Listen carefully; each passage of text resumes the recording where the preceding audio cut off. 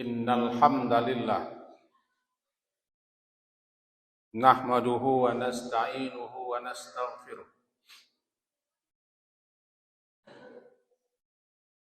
wa na'udzu billahi min shururi anfusina wa min sayyiati a'malina may yahdihillahu fala mudilla lahu wa may yudlil fala hadiya lahu asyhadu an la ilaha illallah wahdahu la syarika lahu wa asyhadu anna Muhammadan abduhu wa rasuluh. Allahumma salli wa sallim ala hadzal nabiyil karim wa ala alihi wa ashabihi ajma'in. Amma ba'du fa inna khairal hadithi kitabullah wa khairal huda huda Muhammad wa syarral umuri muhdatsatuha wa kullu bid'atin dhalalah wa kullu dhalatin finnar. Usikum wa iyaya bitaqallah faqad fazal muttaqun. Wa qala Allah ta'ala fil Qur'anil Karim, a'udzu billahi minasyaitonir rajim, bismillahirrahmanirrahim. Ya ayyuhalladzina amanu taqullaha haqqa tuqatih wa la tamutunna illa wa antum muslimun. Kaum muslimin, para hamba Allah, mari kita simak beberapa buah hadis Nabi yang akan kita sampaikan dalam khutbah yang ringkas ini. Yang pertama adalah hadis dari Imam Muslim. Bunyinya, as-salawatul khamsu wal jumu'ati ilal jumu'ah wa ramadhanu ila ramadhan mukaffiratum ma bainahunna idza jutunibatil kaba'ir. Salat yang 5, Jumat ke Jumat, Ramadan ke Ramadan, menghapuskan kesalahan-kesalahan dan dosa-dosa yang terdapat di antara-antaranya. Dari salat fardu yang satu ke salat fardu yang berikutnya, kesalahan-kesalahan yang terdapat di antaranya dihapuskan dengan datangnya salat fardu berikutnya. Begitu juga Jumat. Jumat ke Jumat. Jumat yang lalu sampai Jumat hari ini. Dengan datangnya Jumat hari ini, dihapuskan kesalahan, diampunkan dosa-dosa, bahkan ditambah 3 hari menjadi 10 hari. Begitu juga Ramadan ke Ramadan. Semenjak Ramadan tahun lalu sampai besok ini insyaAllah, tidak berapa hari lagi datang Ramadan. Dengan datangnya Ramadan besok ini akan menghapus kesalahan-kesalahan dan dosa-dosa semenjak Ramadan tahunnya lalu, yakni selama dijauhi al-kabair, dosa-dosa besar. Itu yang pertama. Khusus mengenai hari Jumat, sebagaimana kita tahu bahwa hari Jumat ini disebut dalam hadis Sayyidul Ayyam, penghulunya, pemimpinnya semua hari-hari. A'zamu indallah, hari Jumat ini hari yang paling agung, hari yang paling besar di sisi Allah Ta'ala. Lebih agung, lebih besar daripada hari Idul Adha dan Idul Fitri. Dan disebutkan dalam hadis riwayat Imam Ahmad Ibnu Majah bahwa bunyinya, ma min malakin muqarrabin wala sama'in wala ardin wala riyahin wala jibalin wala bahr illa wa hunna yushfiqna mi yaumil jumu'ah. malaikat-malaikat Allah yang disebut dengan muqarrabin, malaikat-malaikat yang kedudukannya didekatkan kepada Allah, langit, bumi, angin, gunung, lautan, dan makhluk-makhluk lainnya, kunna yashfikna mi yaumil jum'ah. Makhluk-makhluk semuanya itu semuanya takut kepada hari Jumat. Kita lihat syarahnya, apa yang maksud dengan yashfikna? Takut yang mengantarkan kepada kesedihan. Intinya malaikat-malaikat, langit dan bumi, pohon-pohon, angin dan lautan, mereka takut. Takut adalah takut akan terjadi kiamat.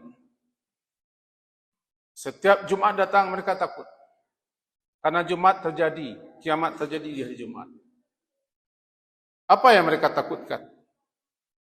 Mereka takut jika itu terjadi manusia masih lalai. Anak-anak kami di atas, diam. Anak-anak kami di atas, diam. Diulang, anak-anak kami diam.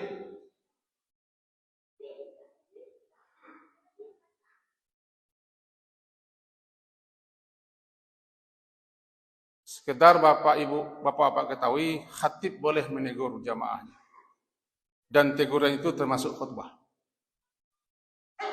Karena khutbah juga isinya perintah, larangan, targhib dan peringatan. Dibolehkan. Silakan rujuk nanti kita fikih.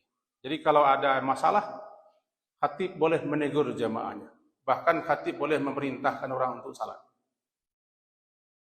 Karena anak-anak kita tidak mau dilarang, terpaksa khatib. Sebab jamaah tidak boleh menegur. Kalau dia menegur, laghaw dia, sia-sia Jumatnya. Maka ketika itu khatiblah yang bertindak untuk menegur, dan teguran itu termasuk khutbah juga, termasuk nasihat. Itulah gunanya khutbah. Nasihat-nasihat, pesan-pesan yang harus diingat dan harus disimak. Begitu pentingnya mendengarkan khutbah itu. Sampai-sampai andaikan ada yang terlambat masuk masjid, tidak dicatat lagi oleh malaikat. Karena kita khatib naik mimbar, maka ketika itu catatan malaikat sudah tutup. Dan malaikat duduk di dekat mimbar. Siapapun yang datang setelah itu tidak lagi masuk catatan laporan. Paling-paling dia datang hanya untuk Jumat, tidak ada dapat pahala dan ganjaran sedikit. Bahkan lantaran kata itu, fatwa seorang syekh mengatakan, jika ada orang masuk masjid, ketika itu azan dikumandangkan atau akan dikumandangkan, mana yang harus dilakukannya? Langsung salat sunat, tahiyatul masjid, atau berdiri? Selesai azan baru dia salat sunat. Fatwa beliau, itu Syekh Utsaimin, dia langsung salat sunat demi untuk mendengarkan khutbah, karena khutbah itu wajib didengarkan. Agak kebalikan dengan kebanyakan kita, terlambat masuk masjid, ketika imam naik mimbar, khatib naik mimbar, lalu orang azan, berdiri kita. Setelah itu, khatib mulai berkhutbah, kita asyik salat sunat. Yang penting ketika itu mendengarkan khutbah. Khutbah bagian Jumat. Azan, isyarat, Jumat akan dimulai. Jadi demi untuk mendengarkan khutbah itu, maka dikorbankan mendengarkan azan. Maka ketika azan dikumandangkan, masuk kita ke Jumat, langsung salat. Salat ringkas, 2 rakaat, tahiyatul masjid, lalu duduk untuk mendengarkan khutbah. Begitu pentingnya khutbah didengarkan. Begitu utamanya. Sampai-sampai ada orang memainkan pasir atau memainkan sesuatu benda-benda yang memalingkannya daripada mendengarkan khutbah, dia dianggap lagha. Lagha, sia-sia, tidak ada pahala dan ganjaran Jumat. Begitu juga kalau kita menegur anak-anak. Kalau kita menegur anak-anak, menegur itu bagus. Karena mencegah kemungkaran, menyuruh yang ma'ruf. Tapi di Jumat tidak boleh. Kenapa begitu? ketika kita menegur anak-anak, ketika itu teralihkan perhatian kita untuk mendengarkan khutbah. Waktu kita menyapa anak-anak, menegurnya atau menyuruhnya diam, sah, diam. Nah, ketika kita menegur itu, kita tidak lagi mendengarkan khutbah. Laga kita. Coba teruskan. Bagaimana kalau orang tidur ketika khatib khutbah? Bagaimana kalau orang masih di luar misalnya ketika khatib khutbah? Apa jadinya? Padahal khutbah itu wajib didengar. Ini kita sedikit menyimpang daripada apa yang kita sampaikan. Nah, kepada anak-anak kita, kalau anak-anak akan hadir juga akan ke Jumat, coba belajar diam. Belajar menghormati. Karena Jumat ini hari mulia. Hari istimewa, hari yang paling agung, hari yang paling utama. Sampai-sampai malaikat-malaikat langit bumi, pohon-pohon, gunung, angin, sama-sama takut dengan kebesaran hari Jumat dan gangguan Jumat. Mereka juga takut. Dalam hadis lain dikatakan, la tatnus syamsu wa la taghrubu ala afdali min ayyamil jum'ah wa ma min dabbatin. Dan tidak satu pun binatang yang melata, melainkan mereka takut kepada hari Jumat. Takut apa? Takut yang tadi. Takut betapa besar agung istimewa hari Jumat ini, dan juga mereka takut. Kenapa manusia masih lalai?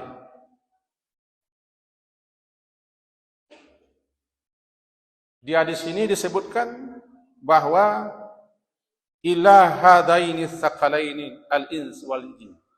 Melainkan yang tidak ngeri, yang tidak takut dengan keagungan kebesaran Jumat itu adalah dua makhluk, yaitu al-insi wal jin, manusia dan jin. Karena mereka tidak sadar, mereka tidak paham, mereka tidak mengerti betapa agung, istimewa dan mulianya Jumat itu. Sampai-sampai di Jumat masih ada yang tidak Jumat, ada yang lalai, ada yang lengah. Padahal fadilahnya, padahal keutamaannya, keistimewaannya, keagungannya luar biasa. Sangat luar biasa hari Jumat itu. Maka dalam khutbah ini saya selalu khatib menyampaikan agak sedikit keras, menyapa dan menegur anak-anak kita. Ajaklah mereka ke Jumat, bawa mereka ke Jumat, tapi tolong dinasihati. Tolong ditegur sebelum Jumat atau setelah Jumat.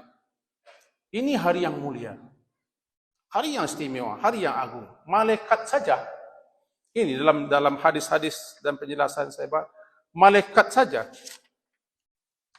ketika telah naik khatib ke mimbar ini, di mana semula mereka berdiri di pintu masjid. Ya, malaikat semula berdiri di pintu masjid untuk mencatat siapa saja yang datang, yang awal, rombongan kedua, ketiga, keempat, seterusnya. Tapi ketika khatib sudah duduk di atas mimbar, malaikat yang ada di gerbang masjid melipat kitab catatannya, dia duduk dekat mimbar, yastami'una zikr. Mereka mendengarkan khutbah. Ikut mendengarkan khutbah. Maka siapa saja yang masuk lagi tidak masuk catatan. Tidak masuk laporan. Pahalanya tidak dapat, ganjarannya tidak dapat, fadilahnya tidak dapat, keistimewaannya tidak dapat, keutamaannya tidak dapat. Paling-paling hanya sekedar melaksanakan kewajibannya saja. Untuk itu selaku khatib saya ajak kita semua. Kalau ingin kita meraih kemuliaan, keagungan, keistimewaan, keutamaan Jumat itu, cepatlah datang ke masjid. Cepat masuk ke masjid.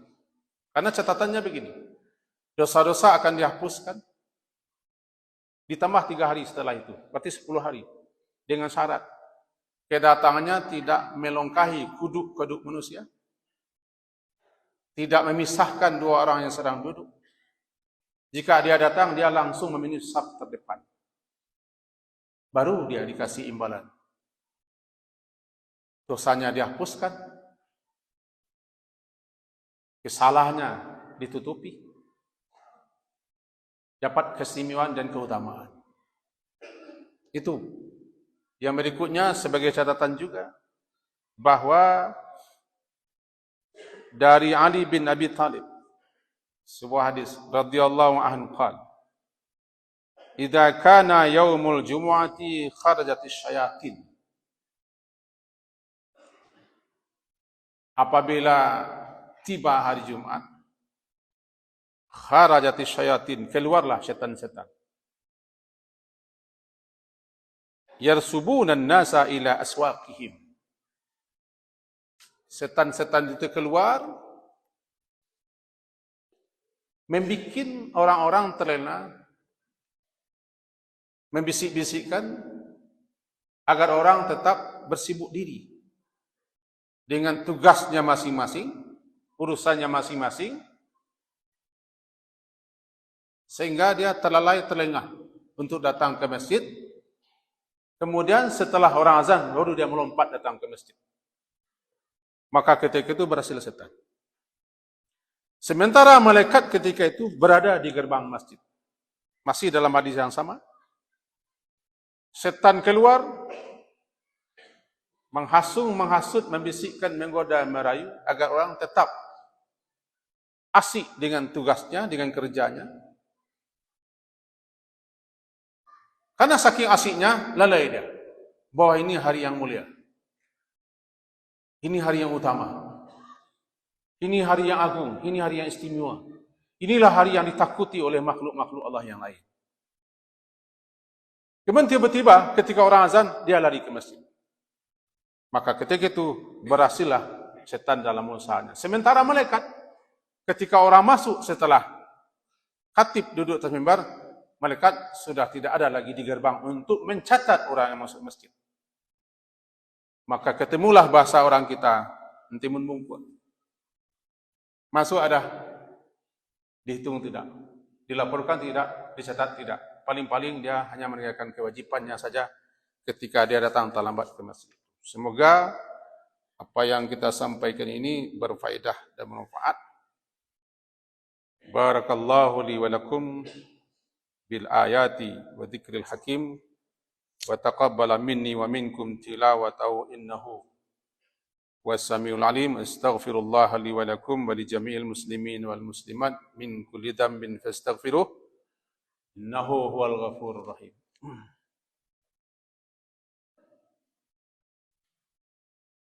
Alhamdulillahi rabbil alamin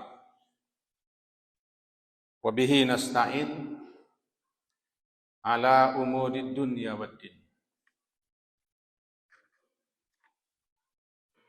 A'udzu billahi minasyaitonir rajim. Bismillahirrahmanirrahim. Wal 'asr.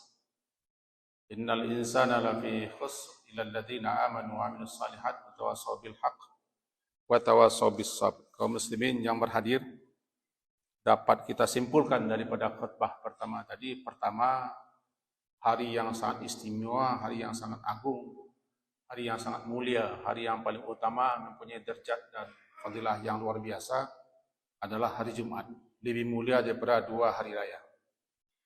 Kesimpulan yang kedua, bahwa alam semuanya merasa hormat, salut dan takut kepada keagungan kebesaran hari Jumat. Manusia dan jinlah yang tidak mengerti dan tidak menyadari hal ini. Karena mereka masih asik dengan kesibukan mereka masing-masing.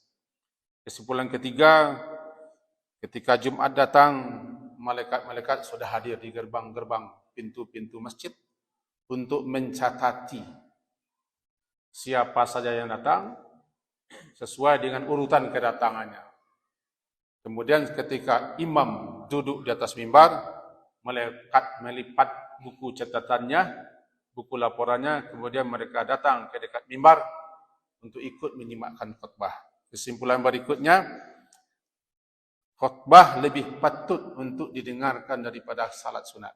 Oleh sebab itu, jika kita terlambat datang masuk ke masjid, orang azan langsung saja salat sunat tahiyatul masjid 2 rakaat ringkas, kemudian dengarkan khutbah. Semoga berfaedah apa yang kita sampaikan ini. Wa'lamu annallaha wa malaikatahu yusholluna 'alan nabi يا أيها الذين آمنوا صلوا عليه وسلموا تسليما اللهم صل على محمد وعلى آل محمد كما صليت على إبراهيم وعلى آل إبراهيم وبارك على محمد وعلى آل محمد كما باركت على إبراهيم وعلى آل إبراهيم في العالمين إنك حميد مجيد اللهم اغفر للمسلمين والمسلمات والمؤمنين والمؤمنات الأحياء منهم والأموات يا قاضي الحاجات ربنا ظلمنا أنفسنا وإن لم تغفر لنا وترحمنا لنكونن من الخاسرين ربنا لا تزغ قلوبنا بعد إذ هديتنا وهب لنا من لدنك رحمة إنك أنت الوهاب ربنا آتنا في الدنيا حسنة وفي الآخرة حسنة وقنا عذاب النار ربنا تقبل منا إنك أنت السميع العليم وتب علينا إنك أنت التواب الرحيم والحمد لله رب العالمين